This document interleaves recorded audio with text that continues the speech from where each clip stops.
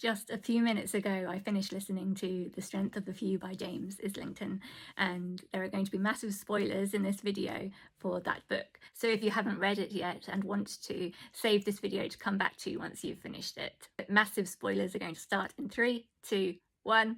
That last sentence, I gasped out loud. It was going to take a lot to equal the surprise at the end of The Will of the Many, and that was more to do with plot, in that this had been copied, whereas this was more to do with character. I assume that last voice that we heard was Carlidus. Carlidus is, well, not alive, he's a Yuncta, so technically he's dead, but in all other respects it's still him. And then just before that we had his mother and older sister, but it was Carlidus that was a moment in I think it was because Carlidus and Iden, definitely for me in that first book, were my favourites. And though I'd had my suspicions about certain people turning out to be youngsters and still alive but dead, it hadn't occurred to me that Viss's mother and sister were still alive, because I'd been so convinced by Viss's father that they were no longer, because Viss's father believed that they were dead, and they won't be able to ever be as a family now that Viss's father is dead. Anyway, I'm getting ahead of myself. Let's start from the beginning. So I'm all excited and hyped up now because the ending was so exciting, but I did struggle a lot for a long time at the beginning with the pacing. It was very slow, and at the beginning, when I realised that we were going to be getting the points of view of the 3 different copies of this in Res, Opidium and Lucium, I was worried that I was going to look forward to the bits in Res more than Lucium and Opidium, because Res is the version, well, the world that we know and is fleshed out more, and so is more interesting and has the characters that we've come to know. And I did struggle to get into each different world once we were there, and just as I was getting interested in that part of the story, it ripped you away and usually left you on a cliffhanger moment, but in a way that didn't help, because I'd finally got a little bit interested in that part of the story, that version of this. When we moved to another world with a different version of this, it's like, oh. And that's what you don't want. You don't want to be disappointed when you're moving to a different point of view. You want to be looking forward to that point of view, but by the time you next come around to that story, you're no longer as interested in it, because you've had the other bits in between which have dulled your interest. But I understand why it had to be done like that, with the 3 stories happening in tandem. The author couldn't have done it as the whole story of the Viss in Res followed by the whole story of the Viss in Opidium and followed by the whole story of the Viss in Lucium. It had to be interwoven. A difficult line to walk, and I didn't always feel that it worked. In Lucium, it was a very slow start, and that was the version of this that was kept in the dark the longest, about because he didn't know he'd been copied for so long, and it turned into a life of slowness but happiness for Viss, and peaceful but slightly boring for us as readers, or in my case a listener, because it wasn't advancing the story, and it was just him living in this hut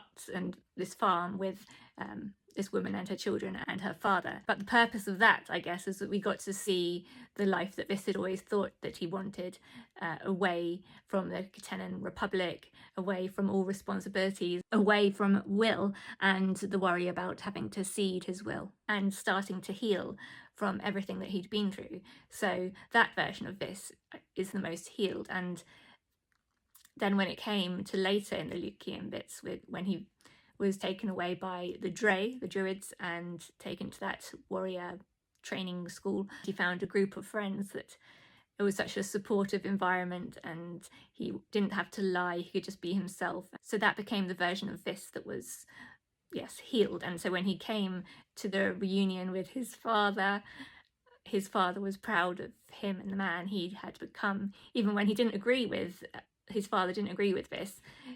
He was proud of him because he'd become his own man. It makes you wonder how the other versions of Viss in Opidium, and especially in Res, what has become of Viss and his character and his soul in those versions, because in Res he's had to become harder and more ruthless and has been through even more trauma. Quite early on I was beginning to worry about the version of Viss in Res and who he was becoming, and if he was becoming someone that he had never wanted to, the very thing that he was worried about becoming and everything he hated about the Katenan Republic. It was the beginnings of me thinking, well, is he going to eventually become a princeps? Everything that he despised.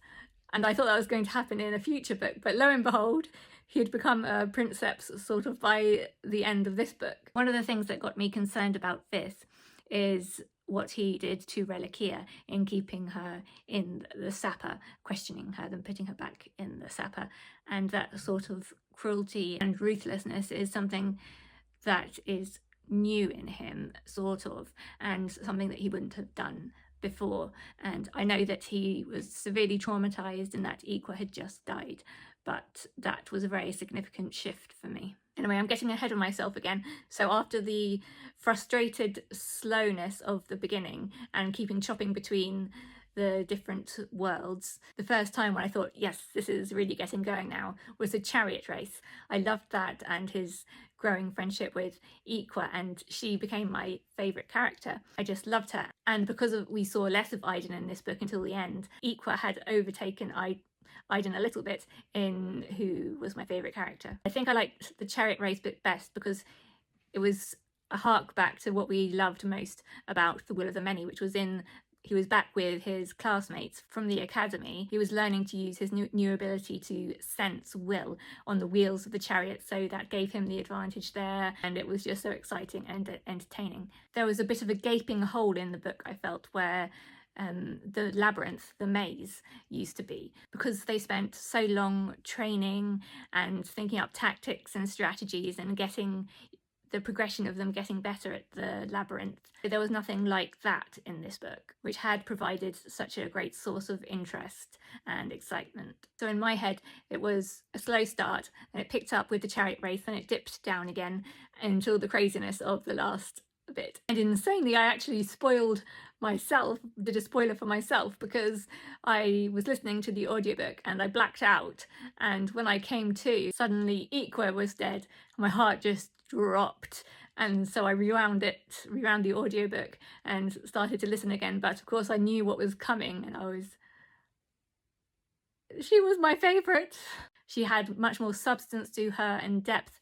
For some reason, I hadn't suspected James Islington of being the kind of author who would kill really big people off in every book. I thought Carlidus had been a one-off last book, so usually when I listen to a book series I think, oh, who's going to die in the next book? But for some reason I hadn't really thought about that for this one. If you'd asked me last book who I would least have wanted to die, I would have said Carlidus and Aiden, and this book I would have said Iqua and Aiden.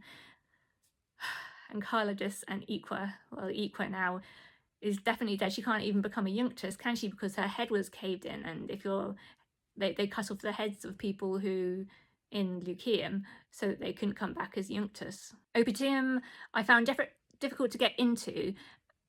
I felt it was more interesting at first when we had Siror explaining to Vis what had happened to him and the rending of the three worlds, and that he'd been copied in so there are three versions of him in Res, Opitium and Lyceum, and Siror training Vis. And then in Opitium with Netocret and Kia, I got my first clue as to what was happening with the story when we encountered that room full of children on slabs, and when Netocret was wanting Vis to restore Kia when she still thought that was possible, and all these children, when Vis connected to one of these Yunctus children, and he just got floods of images and information, and that just made you think that all their brains were just being used as processing power like a computer. So that was sort of a clue for what was coming and revealed at the end. So Vis in Opitium killed Car, and so that meant that Vis is the only synchronous person left. And in Res we discovered that Car wasn't the big enemy of humanity. He'd been trying to stop it, so to speak, of the concurrence, whatever the concurrence is, and it's a sort of independent machine of a lattice of Yuncta, and Ka, in order to make sure that the whole of humanity wasn't wiped out. He made it so that only 9 out of 10 people were wiped out in the cataclysms, and so 1 out of every 10 people in the cataclysms survived. So that's what Ka has been doing, and now that Vis has control of all those Yunctus and can decide how much control he has over them. And I'm assuming that's what had happened in Opitium, that Ka had lost control of the Yunctus and the concurrence had taken over, and thus Opitium was lost. So this concurrence sounds awfully like AI, using this lattice of junctures of dead people as its processing power, the dead people's brains as processing power. So I'm wondering how much of this is real and how much is simulated, because they had to split the world into 3 worlds in the rendering, but I'm wondering how much, whether that's actually real or whether that's all simulated. And this concurrence is the enemy of humanity and wants to wipe them all out. But the thing we don't know yet is why what Car is doing is saving the 1 out of the 10, and what is controlling the concurrence. Is it, like I said, something like similar to AI, or a collective consciousness? It's quite Matrix-like, them all being on the slabs. It's like when Neo wakes up from being in the Matrix, and he wakes up with all those tubes attached to him, and there are loads of bodies absolutely everywhere of other people who are just lying there with their minds in the Matrix. Yes, lots of things to think about. So I was truly devastated about Iqua and how Vis reacted, and just saying, but she was there, she was just there, and then she was just not. And I think anyone who's been through the death of someone who has died suddenly and unexpectedly, that's exactly where your brain goes and just can't comprehend. But they were just there. They were, how can they not be there anymore? So yes, those feelings were definitely there for me. And I'd loved Vis's and Iqua's friendship, but I also thought that was such a good basis for a relationship, and I thought they were a far better match than Vis and Emisa. And Iqua had far more to her and was just far more interesting person, and had been skeptical about Vis at first and hadn't just accepted everything, and she was just so clever and funny. I'm gonna really miss her. So I had a strange experience with this book of really struggling to get into it at the beginning and being frustrated at where it chopped off the story between each of the worlds, and then all the excitement through the end part. It was a really ambitious thing to do, and I did enjoy it, but I didn't think it had the brilliance of the first book, but it did expand everything and has continued the mystery. It has just added to our questions of things still left to solve.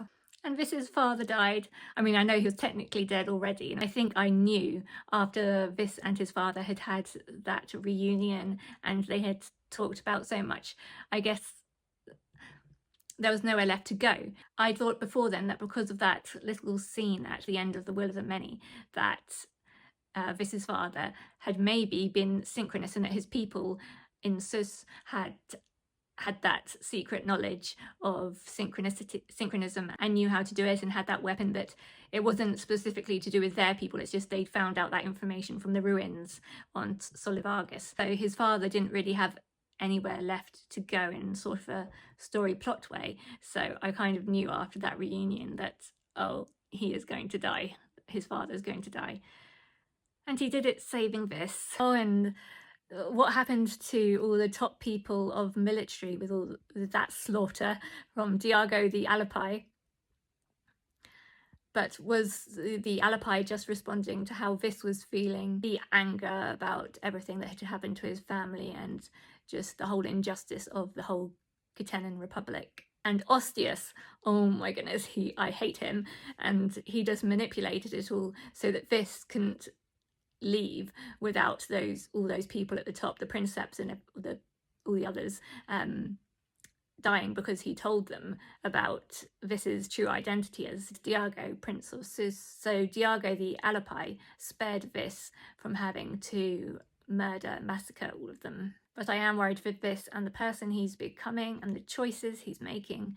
I mean, I didn't want him to cross that line at the end and get all those Junctus under him and become the princeps. But given that Vis is now the only synchronous person, Car isn't anymore, because the body of Car on Opitium has been killed by the Vis in Opitium. So Vis potentially is the only person who can keep that 1 out of 10 of the population alive when the next cataclysm comes from the concurrence. So I'm hoping that they will find another way and that they can stop the concurrence altogether, but I have a feeling that it's not going to be that simple. Oh, and the Aurora Columnae, I'm guessing that's more of a tool of the concurrence than Car, and I'm guessing that all of the Aurora Columnae are going to have to be destroyed in the next book, maybe. Why would they be glowing more and more as time goes by since the last cataclysm? Why is that significant?